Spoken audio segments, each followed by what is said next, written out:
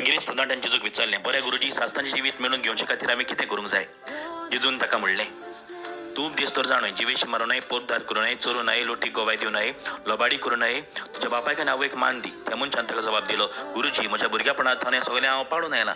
तेन्ना जेजून ताची नदर मारली आनी ताका ताची पुरबाय दिसली आनी ताणें म्हणलें, एकूच तुका उणें, वच तुजे कडेन आसा तितलेंय वीक आनी दुडू गरिबांक दी आनी तुका सरकार थेवो मेळटलो. मागीर ये आनी म्हजो पाटलाव कर. पूण तो उतर आयकून खोंतवलो आनी दुखाबरीत जावन कोड सोरलो, कित्याक ताचे लागीं खूब गिरेस्त आसली. जेजून आपले भोंवतणी नदर मारून आमच्या शिसांक म्हणलें, गिरेस्त आसलेल्यांक देवाच्या राज्यान भितर सरूंक कितलें कठीण.